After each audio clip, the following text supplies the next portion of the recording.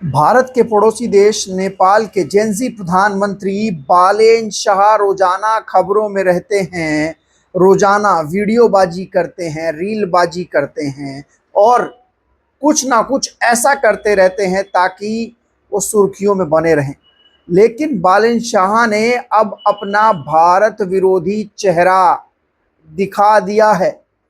लगभग 75 साल से चला आ रहा भारत का और नेपाल का जो रिश्ता है उसको धोखा दिया है दोस्तों। और धोखा इस कदर दिया है कि सुप्रीम कोर्ट अब कार्रवाई करने को आतुर हो गया है, सबक सिखा रहा है और मामला यहाँ तक पहुँच चुका है कि नेपाल और भारत का बॉर्डर सीज कर दिया गया है। नमस्कार, मैं हूं गौरव पाल, आप देख रहे हैं गौरव का चश्मा। दोस्तों, नेपाल के जेनजी प्रधानमंत्री बालेन शाह ने हाल ही में एक ऐसा फैसला लिया जिससे भारत और नेपाल के 75 साल पुराने रिश्तों में एक ऐसी खटास आ गई है जिसके बाद भारत के लोग अब नेपाली प्रधानमंत्री को कभी माफ नहीं करेंगे। यहाँ तक कि नेपाल के लोग भी बालेन शाह को माफ नहीं करेंगे। बालेन शाह के खिलाफ सड़कों पर अब प्रदर्शन शुरू हो गया है।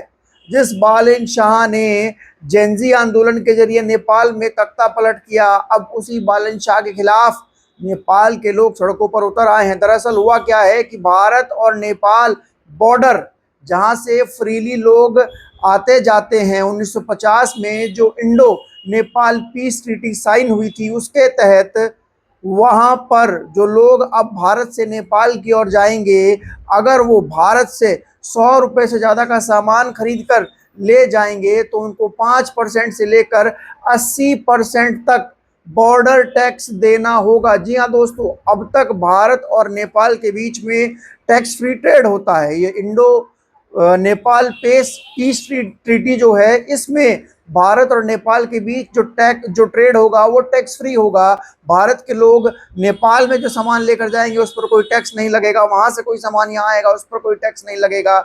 इस ट्रीटी के तहत भारत के लोग नेपाल में फ्रीली जा सकते हैं, वहां के लोग यहाँ फ्रीली आ सकते हैं। भारत के लोग तो नेपाल कम जाते हैं, लेकिन नेपाल के लोग लगभग 60 से 80 लाख लोग जो हैं वो भारत में नेपाल के बसे हुए हैं, जो भारत में काम करते हैं, यहाँ की सरकारी नौकरियों में है, यहाँ पर अपनी बेटियों की शादी करते हैं।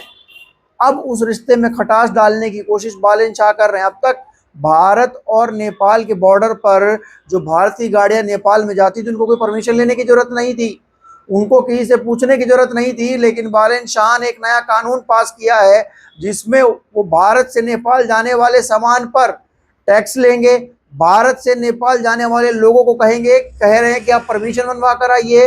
भारत से नेपाल जाने वाली गाड़ियों को रोका जा रहा है। जी हाँ दोस्तों, ये जो एक लंबा एक समझौता था, संधि थी जो 1950 में नेपाल के साथ भारत ने की थी। भारत ने नेपाल के साथ मैत्री संबंध बनाए थे जिसका फायदा भारत से नेपाल के लोगों को था। नेपाल के लोग फ्रीली भारत आते थे, नेपाल के लोग फ्रीली आके भारत में काम किया करते थे, नेपाल के लोग फ्रीली भारत में घूमते थे, यहाँ तक कि यहाँ पर नौकरियां करते थे, सरकारी नौकरियां करते थे, यहाँ की सेना में भर्ती होते हैं, सारे काम करते हैं। उस नेपाल में जाने के लिए भारत के लोगों को बताया जा रहा है कि कागजात दिखाने होंगे, परमिशन दिखानी होगी। तो क्या ये बालेन शाह जो कि तख्ता पलट करके नेपाल के प्रधानमंत्री बने हैं, क्या उनकी सरकार ने भारत को और भारतीय लोगों को ये धोखा नहीं दिया है? जो इतने लंबे समय से ट्रीटी चली आ रही है उसको बंद करने की कोशिश कर रहे हैं। लेकिन इसके खिलाफ नेपाल में प्रदर्शन शुरू हो गया है, नेपाल के व्यापारियों ने प्रदर्शन करना शुरू कर दिया है। नेपाल के व्यापारियों को बता दें कि नेपाल के व्यापारी जो भारत से सामान वहां ले जाते हैं उनको जो टैक्स देना है उसके खिलाफ उन्होंने प्रदर्शन करना शुरू कर दिया। आपको बता दें कि भारत और नेपाल बॉर्डर के थ्रू हर साल लगभग 75 से 80 हजार करोड़ का व्यापार होता है। नेपाल के प्रधानमंत्री बालेन शाह का कहना है कि हम भारत से आने वाले प्रोडक्ट पर टैक्स लगाकर नेपाल के प्रोडक्ट को बढ़ावा दे रहे हैं, लेकिन भारत से आने वाले सामान पर टैक्स लगाकर बालेन शाह उस ट्रीटी के खिलाफत कर रहे हैं, जो 1950 में Indo Nepal peace treaty sign हुई थी दोस्तों। भारत ने नेपाल को अपने पोर्ट से रास्ता दिया था जाने का कि नेपाल जो है वो भारतीय पोर्ट से अपना सामान मंगा सकता है। अगर भारत पूरी तरीके से ट्रीटी खत्म करने पर आ गया, फिर नेपाल के साथ क्या होगा, फिर नेपाल के लोग कहाँ जाएंगे, फिर नेपाल के लोग कहाँ नौकरी करेंगे। तो जाहिर सी बात है कि बालेन शाह जो लगातार रीलबाजी में लगे रहते हैं और सियासत को भी सिर्फ वो रीलबाजी ही समझ रहे हैं, वो संभल जाएं, समझ जाएं, वरना भारत जो है वो चुप नहीं बैठेगा दोस्तों। इसके अलावा आपको बता दें कि सुप्रीम कोर्ट ने एआई को लेकर एक बहुत बड़ा फैसला सुप्रीम कोर्ट ने एआई को लेकर लिया है। वो एआई जिस पर आरोप लगते हैं लोगों की नौकरियां खाने के, वो एआई आर्टिफिशियल इंटेलिजेंस जो लोगों के काम कर देता है, रिसर्च कर देता है, आपके जीवन की चीजें आसान बना देता है, लेकिन एक व्यक्ति की नौकरी खा जाता है। उस एआई को लेकर सुप्रीम कोर्ट में सीजेआई सूर्यकांत ने शुक्रवार को एक बड़ा आदेश दिया है दोस्तों। जी हाँ, शुक्रवार को सीजीआई ने एआई के इस्तेमाल को लेकर एओआर यानी एडवोकेट ऑन रिकॉर्ड को भी हिदायत दी। उन्होंने कहा कि एओआर कि केवल बार के सदस्य नहीं है बल्कि न्यायालय के औपचारिक अधिकारी भी हैं। सीजीआई ने एआर को कहा कि आप एआई का इस्तेमाल ना करें, आउटसोर्सिंग का इस्तेमाल ना करें, यानी कि सुप्रीम कोर्ट में जो केस लिस्ट होते हैं, सुप्रीम कोर्ट में जो एओआर बेंच और जो मुवक्किल होते हैं जो केस लेकर उनके बीच में जो एक कड़ी का काम करते हैं, बहुत सी बार क्या करते हैं कि केस की डिटेलिंग को समझने के लिए उसको एआई को दे देते हैं या फिर आउटसोर्सिंग से काम करा लेते हैं।